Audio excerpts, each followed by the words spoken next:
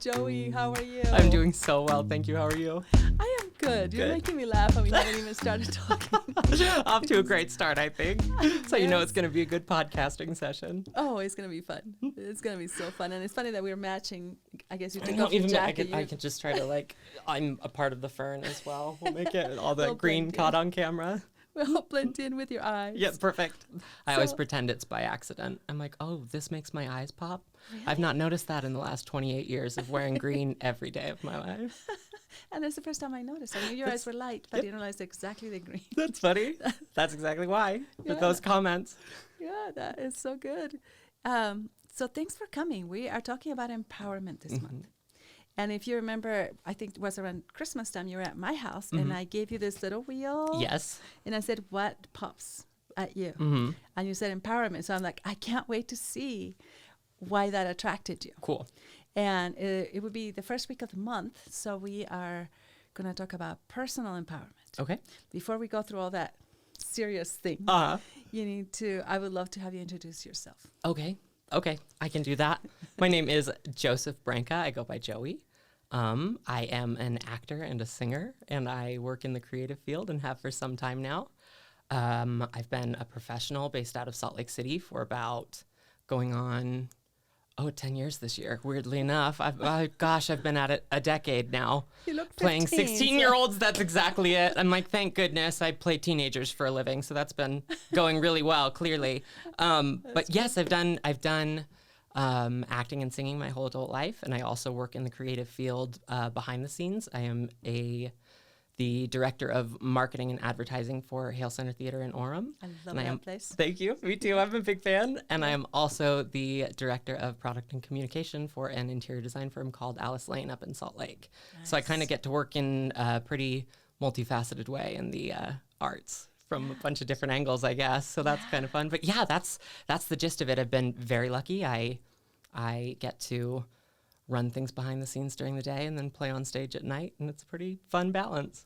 That's really great. And it sounds like you've acted at different levels. You know, you've done state, but you've gone beyond that. Yes. So I've acted locally quite a bit, and I've also acted all over the country and overseas in Japan for a while as well. I was lucky enough to live in Japan for about a year and a half performing over there also. So that was very cool. And then, yes, I've had a bunch of really awesome opportunities to do shows. Quite a few here in Utah. I'm very, very lucky with the local theaters here. And then I've had the random opportunity from time to time to tour a bit as well. So yeah, very lucky. Sounds like a fun life. I'm just glad to have a few minutes of your time. Oh gosh, thank you so much. I'm the one that's lucky to be here talking to you. So it worked out for everyone. I remember my husband, when he met you, he caught your last name and he said, that sounds so familiar. Tell us why he thought it was so familiar, because I didn't catch it. That's perfect. So my last name is known for a couple different reasons. My last name is Branca. The one that Russ, your husband, caught on to was that my great uncle was an extremely famous baseball player named Ralph Branca. And if anyone has heard of the saying, the shot heard around the world in sports, it was my great uncle gave up a Grand Slam in the World Series, which he subsequently lost. So it's a really fun thing to be famous for one of the greatest losses in sports history. So that's all well and good, which is why your husband knew it. And then it's also well known outside of the States because it's a very large wine distillery that is based out of Italy and now California, and so depends on which crowd and which country you're in why people recognize my last name. It's either a big sports loser or a big wine drinker, I guess. So only good options. That sounds like fun. Wow, so you have all kinds of really famous, I guess, places. Yeah, the winery you said, and the baseball player. Yep. Which I should asterisk that with, he was an incredibly talented baseball player who went on to have great success in that realm. He is just unfortunately best known for the shot heard around the world. But he is in the Major League Baseball Hall of Fame for various reasons. And he just passed away in I want to say 16, but I could be wrong. It may have been more recent or slightly less recent than that. But yes, he just passed away fairly recently after living a very exciting life. So I hate to badmouth my own relative.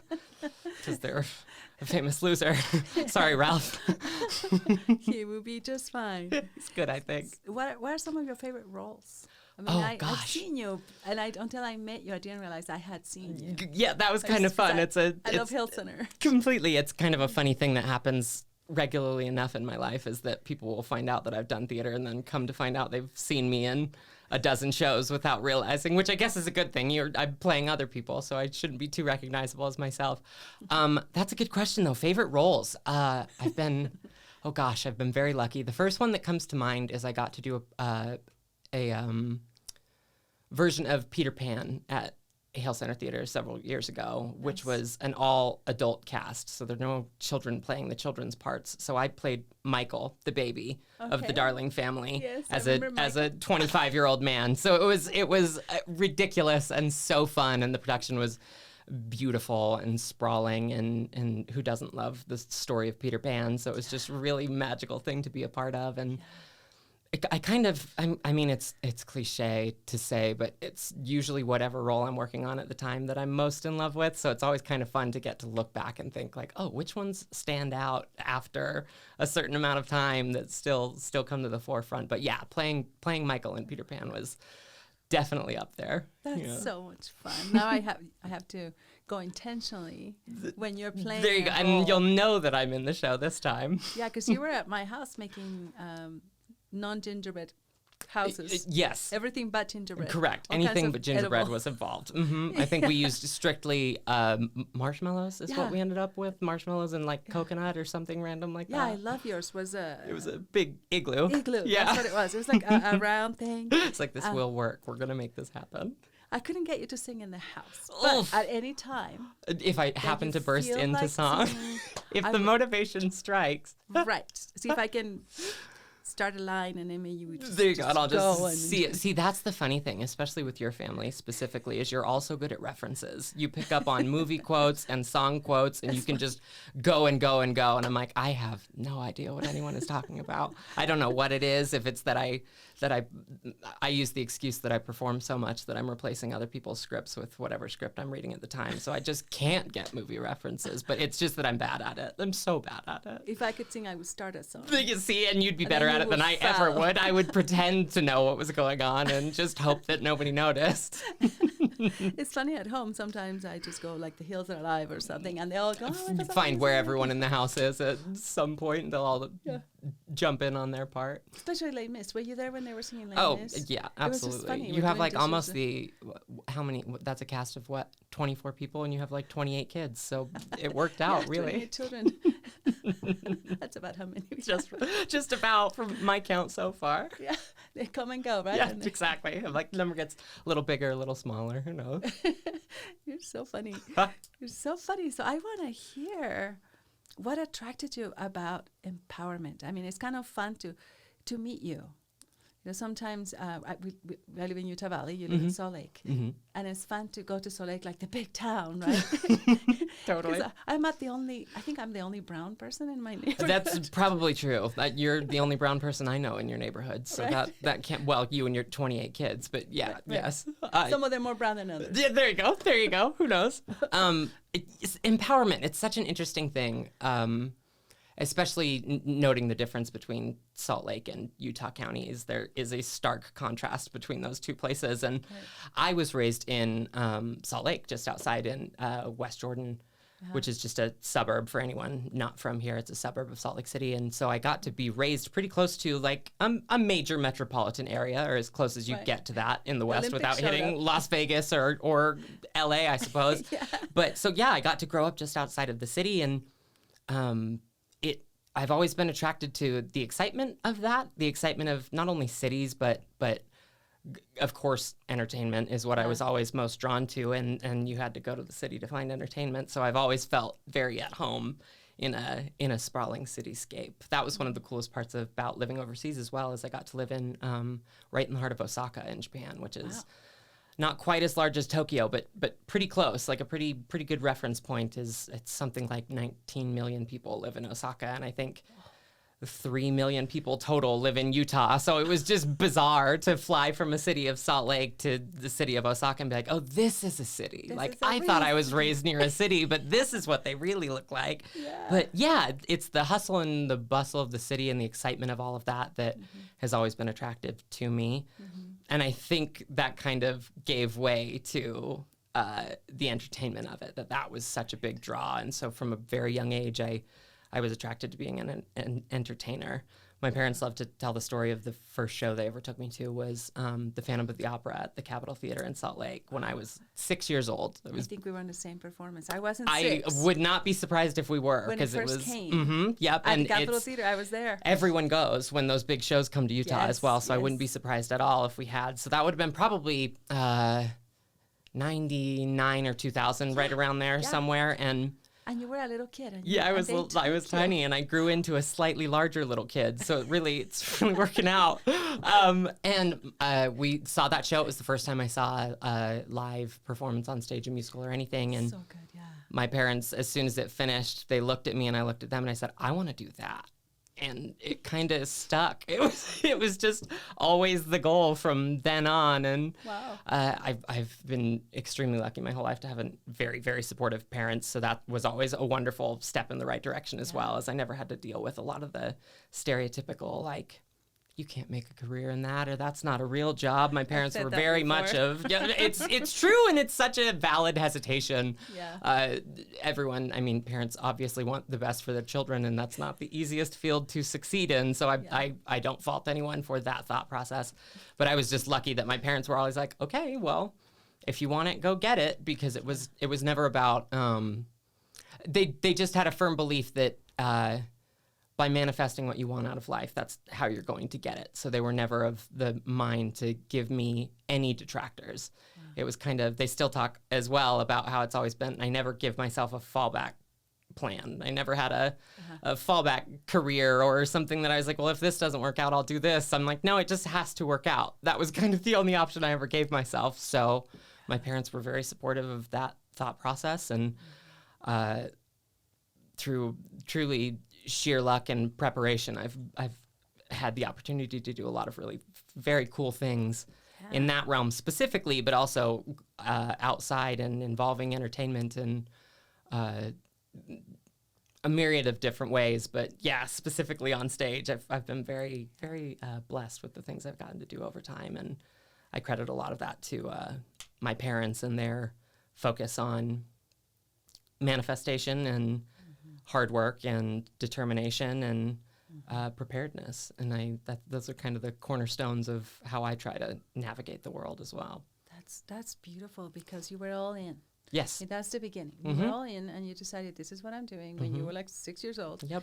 And then your parents opened the doors for you to get it done. Completely. So here, I think your personal empowerment is also connected to your parents' willingness to empower you. Absolutely. So you could just go and do and not feel afraid that you couldn't do it. Totally. And I think it's a common perception that the habits that are instilled in us when we're young obviously carry in throughout your life. They become subconscious over time, that the habits that you were raised with or that your parents gave you are what kind of navigate big parts of your life. And I know that I personally have been very lucky. That's not the case for everyone. Not everyone has the opportunity to be raised in as loving and supportive a household as I did. So that's completely understandable. But from my personal experience, those habits were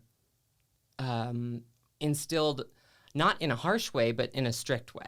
That's the easiest way to explain it. I was never in trouble. It was never scary. I don't know. I feel like not very negative, but very strict. My parents were very strict, and they expected us to be goal oriented and driven, and to succeed at the things we pursued. And with that expectation and the tools that I was lucky enough to have in my corner from my parents in my youth, I was enabled to succeed at the things I chose to focus on, because I didn't have a backup plan. I had to succeed at those things. And it's worked. And how fun it is that you went all in to the drama and the performance, But work also a designer. You're in a designing firm, Mm-hmm. right? Like interior designing. Yes. Design, yeah. Design. Close enough. I don't work as an interior designer. I work in the marketing for interior design. But yes, you it's get it just enough, another. Totally, I get to work in the creative corner of a creative field. So it's kind of it layers on itself over time. But yes, I've been very, very lucky in that respect as well. And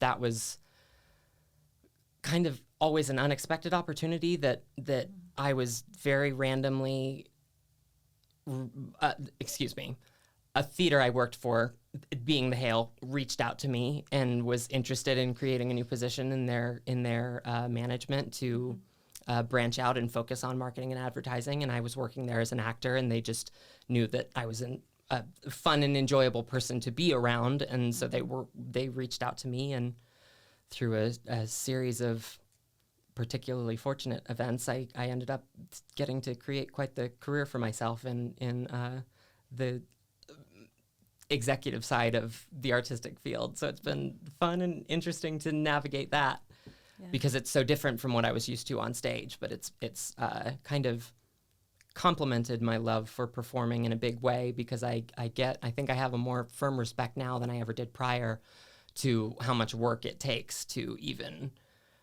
get a show on its feet in its simplest terms, especially when, for those not familiar with the Hale Center theaters, they're massively successful theaters here in Utah, and people come from all over the world to see what the shows at these playhouses. And that I was raised so close to those is lucky, and that I happened to be in a show when that opportunity arose was lucky. And that's where the one of the cornerstone traits I mentioned earlier, preparedness, comes into it. Is I'm a firm believer that with success and opportunity, there's always enough room at the table for everyone. You just have to be prepared to take your place when the opportunity comes. Oh, I love that. What a brilliant idea. Thank you. And it's easy to stand by when you're on the other side of it, but it has been the driving force behind a lot of what I've done over time. Is I never saw myself as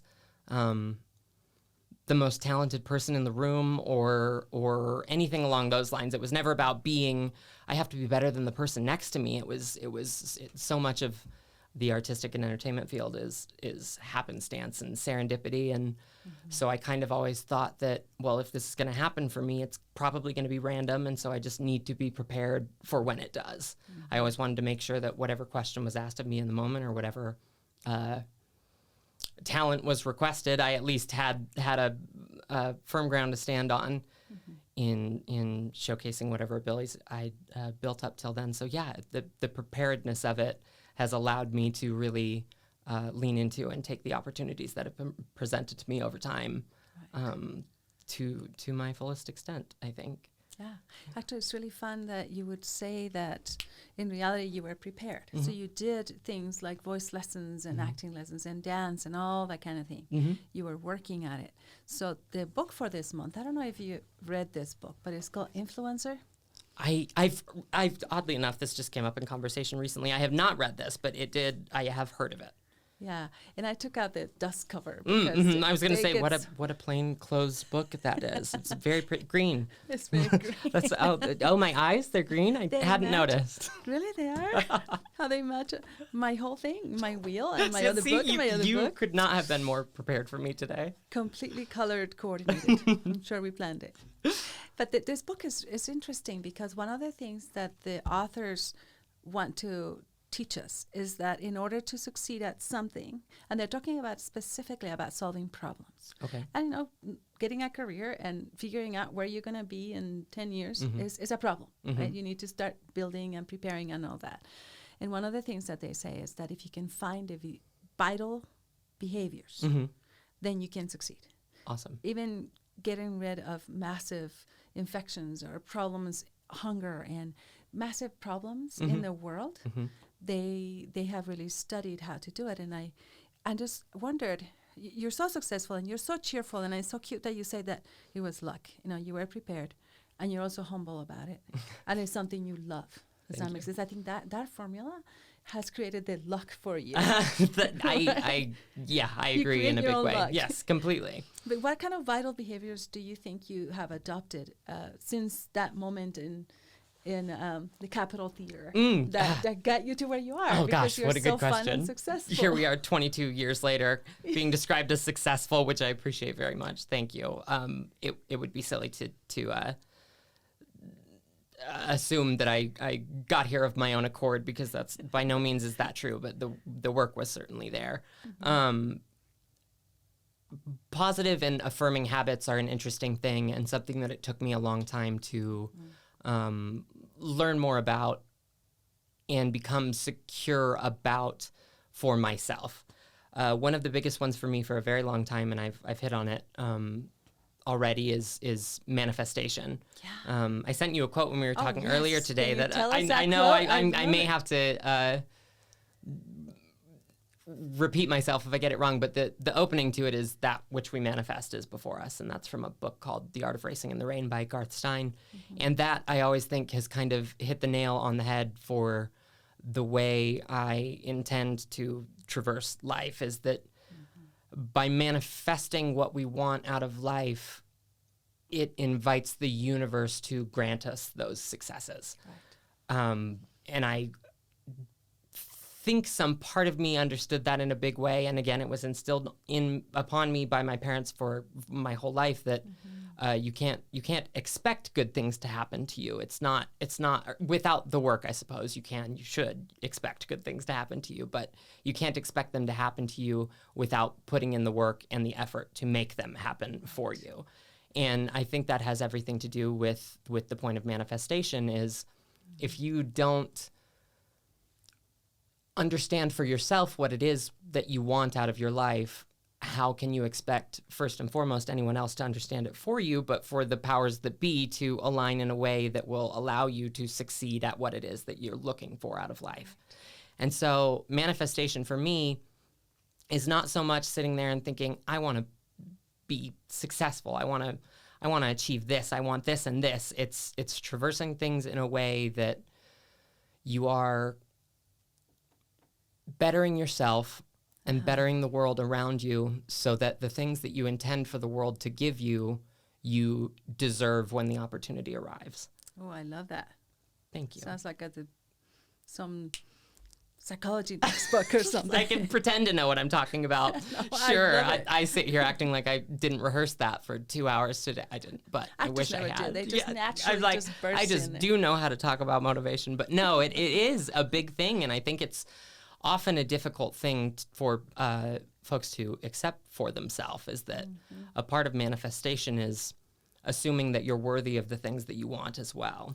Right. And it's another very famous quote that most anyone my age, but probably most people in general, will understand, that we accept the love that we think we deserve. And I think that's a pretty universal statement on all things, not strictly love. It's we accept the success that we think we deserve, and we accept the affirmations that we think we deserve. And if you're not trying to navigate life from a point of understanding that you deserve the good things that happen to you, you're only handicapping yourself from achieving those successes. And it's, again, easier to sit on the other side of it and think if you just want it badly enough, it'll happen. But it's not about that. It's not about just wanting it. It's about understanding that the world is plentiful and the story is long, and you deserve your part in it, and you deserve your piece of it. And it's not about asserting yourself. It's about understanding yourself in a way that is sympathetic to the world around you, but empathetic internally, in understanding that you aren't the secondary character to the rest of the world. Right. Your story is your story, and it gets to be your story. And it's something I try to remind myself of pretty regularly, is that the life that I'm navigating is life from my perspective. It's the story that I'm writing for myself, as is yours, as anyone's, that you're understanding the world from where you're sitting and where you're looking. And I'm understanding the world from where I'm sitting and where I'm looking. Right. And in 2 days, if we talked back about this conversation, you'd have a completely different perception of how it happened. Right. Because you were sitting there looking at me and I was sitting here looking at you. Yeah, stage right. Stage left. Completely. And it seems so simple. But when you think about the fact that every individual is navigating the world in that same way, that they're seeing it through the lens of their perception, it's that you can alter and affect that perception in a way that lends to your ability to succeed at the things that you want. And that's by respecting the fact that others are perceiving things in a different way than you are, while subsequently understanding that that doesn't make you any less deserving of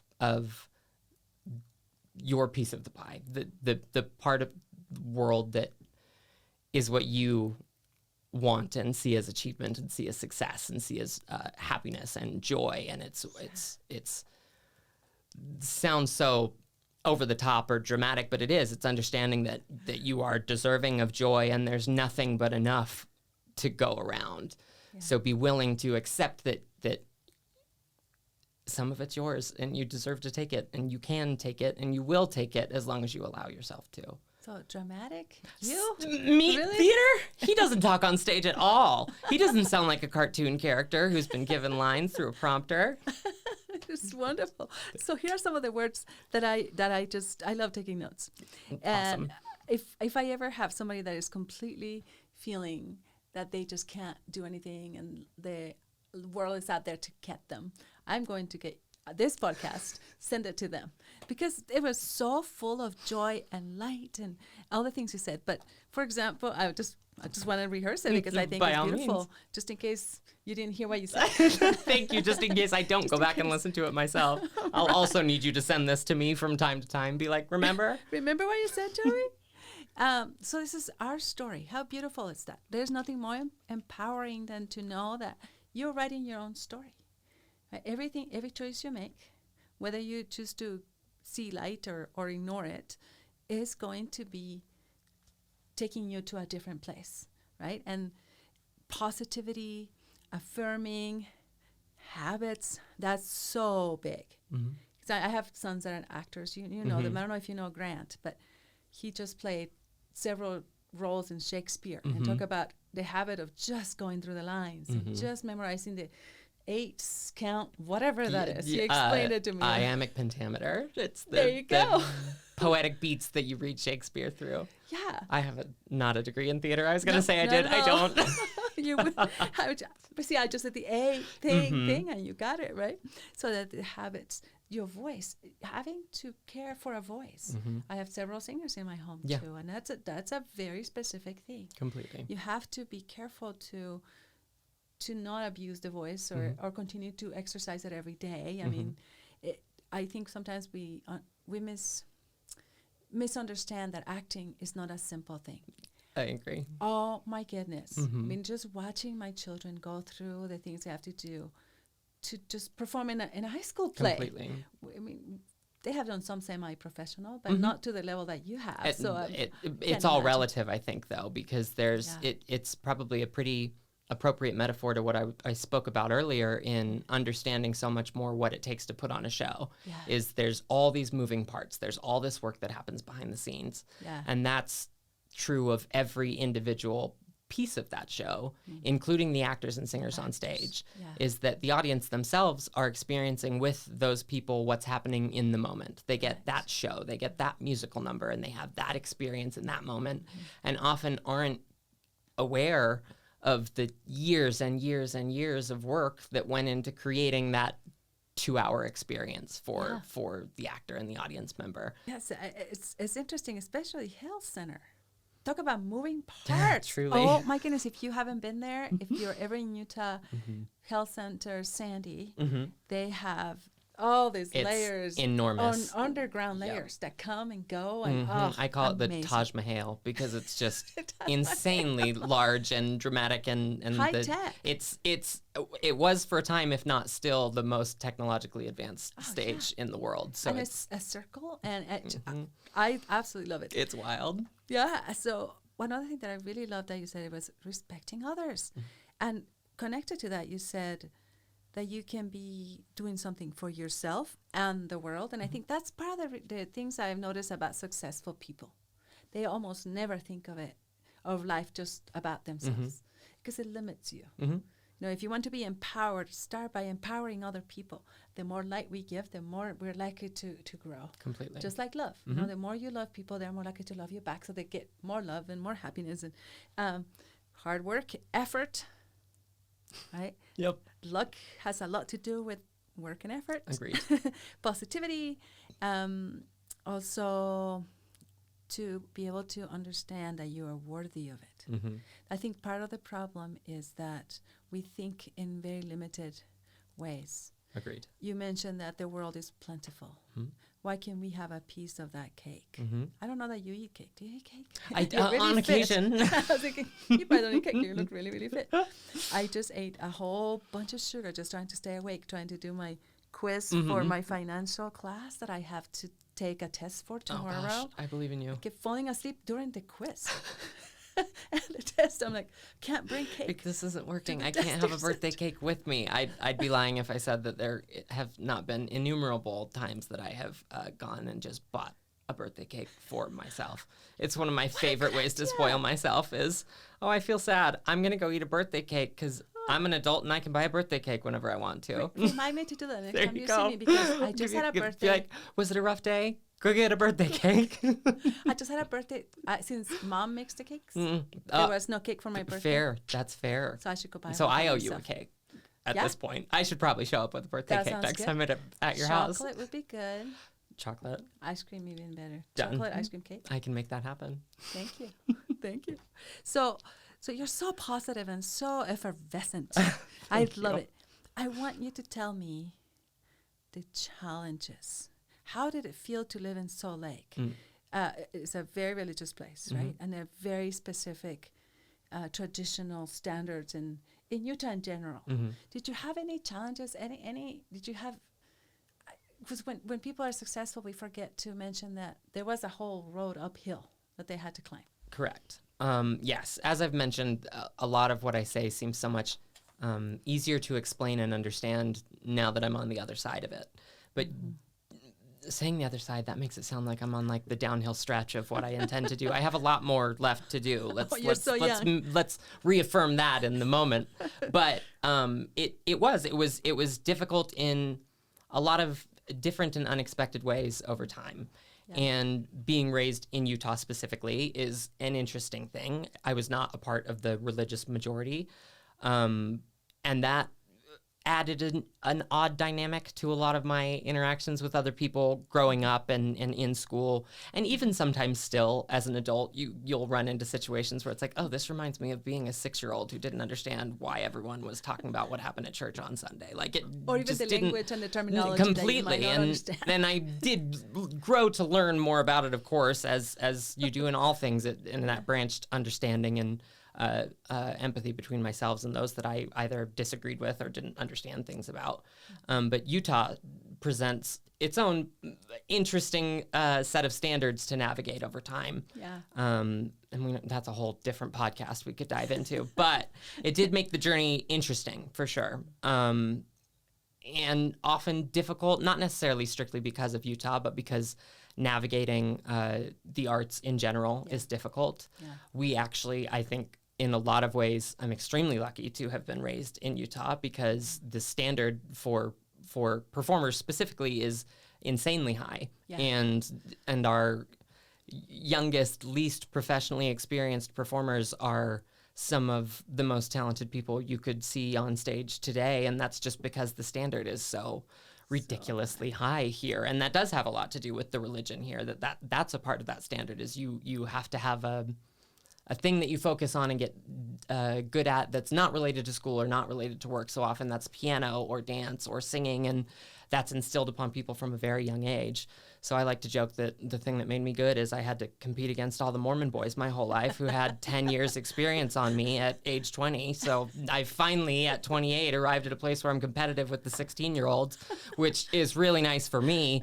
But it raised the bar in a big way. And that's one of the cool things I gained from being able to tour and travel over time is understanding how lucky I was to have developed my particular talents and skill sets here because of that high standard that's set, and that it translates elsewhere. I have more friends than I can count on Broadway or working overseas or on cruise lines when we're not in a pandemic, and the arts are still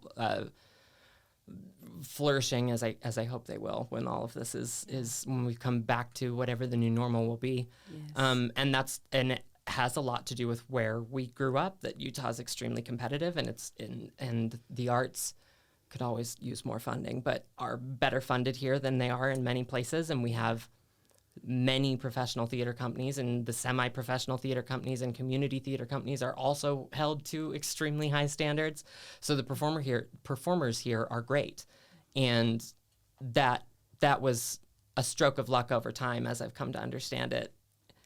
In my old elderly age as a performer now, about half my age. how grateful I was or should be for being a child in Utah. But it's true. And at the time when those things seemed like challenging, were challenges, that I was not the most talented person in the room. And I understood from a young age that I probably wasn't going to become the most talented person in the room. So it couldn't be about that. It couldn't be about being the best or being number one. It became about, as cliche as it might sound, the best that I can be, the best that I'm capable of attaining of my own accord. And in understanding that was good enough. You don't have to be the best to succeed and be happy. You don't have to be number one to arrive at contentment. And it took me a long time to understand that. And I beat myself up for a long time because I wasn't number one, and because I was never going to be the best in the room, or the best at the audition, or the best at the callback, or the best on stage. And as soon as you can come to a place of comfort with understanding that you don't have to be the best performer in the world to be happy and succeed, that's when, for me, those doors seemed to start opening, was when I understood that I'm here to bring what I bring to the table, which on paper might not be the best or most talented, but in the moment is the thing that was needed. And everyone has that thing that is needed.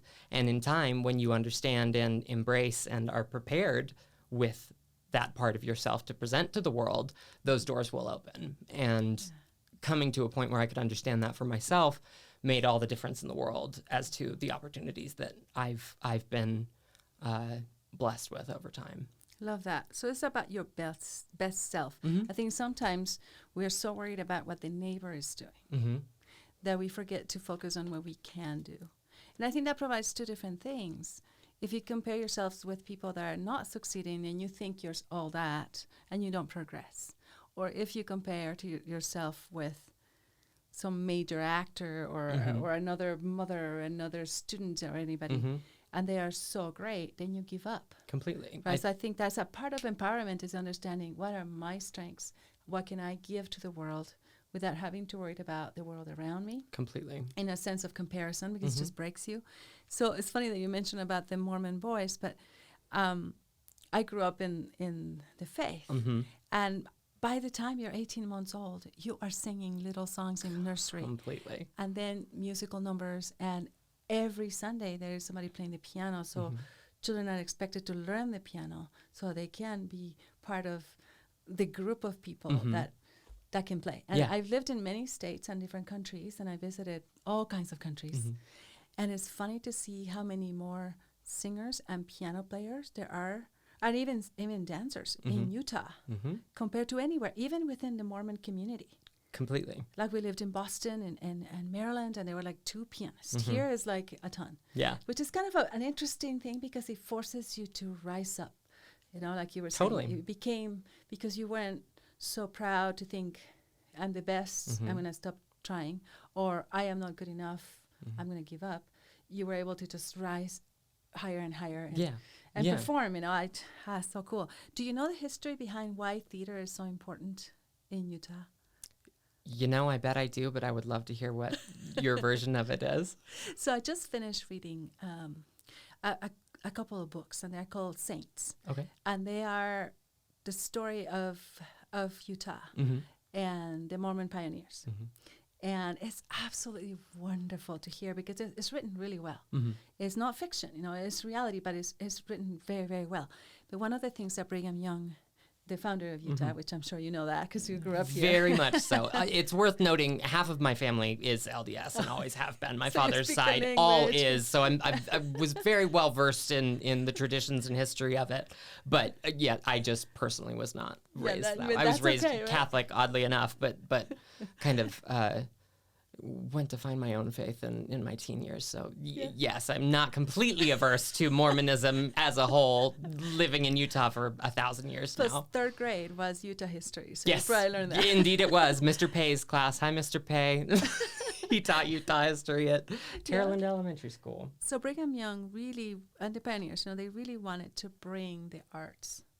Even in the beginning, when they were rarely like harvesting potatoes. And this is a very arid country. I mean, this is a desert. And so many of the people that came, and I think the reason it's called saints is because the Church of Jesus Christ of Latter-day Saints, right? That's why they're called saints, not because they're perfect. They came from fancy places, England and a lot of New Yorkers. And people from the East Coast of the United States. So they wanted to bring that legacy. And in Capitol Theater, I believe, I might be completely wrong on my history, but I just thought how interesting that from the days of 47, 1847, when this state was founded, they were already thinking about music and performing arts. And I really love what you said about hoping that the arts continue to grow. I think especially in a pandemic, especially in the middle of tragedy, we need music and acting and singing more than anything else. Agreed. It was the first thing, it's been said online, of course, that the first thing everyone turned to when we were in lockdown was Netflix and YouTube and the entertainment that they were able to find there. And I hope that when the world heals and is on the path to recovery, that there is a wave of respect and admiration for the arts that will allow us to recover from what has crippled that industry in a massive way. So I'm very hopeful and looking forward to see what really incredible art comes from such a dark period for everyone. Yeah, but if you think about water music, it was written when, I believe it's Handel, I might have the wrong composer, but his wife was sick and his wife had died. And there's so many things that have been created because of suffering. I think when we are suffering and we're in feel dark, we reach out to a deeper part of our soul that maybe we wouldn't have because we never felt that deep sorrow that really opens you into thinking, okay, how do I connect to the divine? So you say you were raised Catholic, so there is a divine. I think part of the empowerment comes from that light that comes from above. Whatever is not a religious thing. Completely, whatever it may be, whatever the higher energy in the world is. Yeah. Yeah, and I really like that. So I'm about to ask you a question that's probably a sinful thing to say. It's like you asking me, who is my favorite child and why? Fair enough, Scotty, and because he's so cute. Because he's the one that you know the most. That's exactly it. It depends on who I will be talking to, right? But what if I were to ask you, what is your favorite show and why? Right? Oh, I tell you the difficult question. That's hard. It's so funny. I do have an answer for that, and it's only because I've been asked it so many times in my life. Just a cliche thing to I know, ask but it's a good one. It's everyone should have a favorite. I try to phrase it when I ask other people, what's the first thing that comes to your mind when I ask you what your favorite is? Because then at least you have the out of it. Not actually being your favorite. If you decide later, it's like, no, it's not my favorite. It's just the one I thought of. Today. Exactly. I joke often that I kind of accidentally fell into a career in musical theater because I'm a good actor. Because I did my training is in acting. It was not in musical theater until much later in life. But so my favorite show is actually not a musical. It's a play called Wit. That is stylized with the I as a semicolon. If you look it up, it's W:*T. And it's about it's sad, not to take a sad turn. It's just it's a hard show, but it's about a college professor of metaphysical poetry who is dying of ovarian cancer, and it's her look back on her life and how she came to arrive at this point where she is in the hospital. And it's That's tough. incredibly Yes. powerful and very, very heavy subject matter for sure, but it's also such an empowering view on life, because for 1,000 reasons, again, I feel like I could do an entire other podcast on why I love the show Wit, but for me, it was profoundly moving because it kind of gave me a different view of the intricacies and nuance of small things that happen in our lives that kind of shape who we become. Wow. Because it's her looking back on her life and those little moments that in her last moments of consciousness in life, where did her mind go? What did it travel to? And one of them is a scene of her father teaching her about the word soporific, which means sleepy, which means to become sleepy. And it's just this little, it's soporific. It made me feel soporific, and it's just those little moments that you of course you wouldn't think are profound or impactful when they're happening, but then after the fact, I'm sure you and I both could come up with a dozen examples of little things that we remember that's why I have this saying in my head, or I remember this lesson that I learned from my dad, or I remember that the first time I heard my mom swear, little things like that, where it's like, oh, that helped chisel out and define me as a person. And it's just a really beautiful look at the world and the way that we traverse it and how and why we become the people that we are. And I would recommend that everybody see or read Wit if they can. The script is beautiful. There's also a film version from 01 or 02, I think, starring Emma Thompson and Audra McDonald that you can get on YouTube. I like Emma Thompson. Oh, they're both just unbelievable. It's a wonderful show. If you're looking for a good cry on a Tuesday night, pop in Wit and you'll have your go. Maybe our Sunday night movie. There you go. Will be an incredibly sad yes, That's I'm okay. I so like sad. game. There's nothing I love more than to cry around people. So let's do it. Let's do that next Sunday. Yes, Come ma'am. on over. That's so cool that it happens to be also an empowering story. And I love how at the end of the day, if I were to, I'm trying to wrap my head around what we just talked about over the last few minutes. It's really about the little things, isn't it? Empowerment it's not some magic wand. I'm going to empower you now to be an actor. You know, you're going to work hard and you're going to be positive and you're going to appreciate the little things and the little blessings. Because I think empowerment and gratitude must go together, right? And humility, when you're humble and you're grateful, you feel more power, especially if you can see beyond the difficult things that you're dealing with right now in your life. Wow, this is, I just want to keep talking to you. Fun, who knew? We solved all the world's problems in what, 45 minutes? It's great, it's great. And then you're going to bring me a cake? Yes, I am. You get a birthday cake, a new movie. Yeah. All good things. All right. Birthday cake and a movie, yeah. We'll celebrate my birthday on Sunday. Oh, there you go. Yeah. Done. Yeah. Okay, so last words. Okay. What would you like to say? As Last an actor, words. this is your... Ooh, my grand finale. The Your big- spotlight is up and the curtain's about to go down. Yeah. It's just worth hitting back on how profoundly important I think it is to understand that you are deserving of the good things that happen to you. I love that. I think everyone, regardless of their career path, of their profession, of their talent or interests or hobbies, etc., suffers more often than they probably realize from imposter syndrome, that the little successes, the little wins, they don't deserve them, or it was an accident, or this doesn't mean anything. And it's so easy to flip by in life without feeling gratitude for the little wins and the little successes that you have and the little steps in the right direction. But by coming to a place where you understand that imposter syndrome is not real and that it's only an argument that you're creating for yourself against yourself, that you can look past it and move on to a place of being kind to yourself and allowing the world to be kind to you. That if you look at things with the assumption of success and the assumption of joy, then the hard things that happen don't become so overwhelming. They don't become the end of the world, and they don't become the thing that tripped you up on your pathway or the reason I didn't succeed. They become hurdles, certainly. Everyone will experience hurdles, and some much more than others, which is another thing I try to remind myself to be grateful for, that at the end of the day, I'm a white boy who wants to do things, and it's much easier for white boys to do a lot of things than it is for a lot of other people. So I try not to be ignorant to the fact that there were a lot of things in my corner and working in my favor well before I had anything to do with it.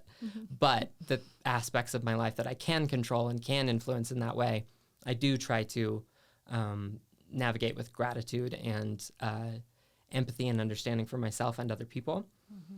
And it's easy to sit here and pretend I'm great at it and pretend that I do it perfectly every day and that I never get bothered by things or get sad about things, because I do. And of course, everyone does, as you should. It's part of the human experience, is the good and the bad and the ebb and the flow from between. I think we all exist somewhere on that fluid scale between joy and heartbreak, because that's what allows you to appreciate the world as you move through it.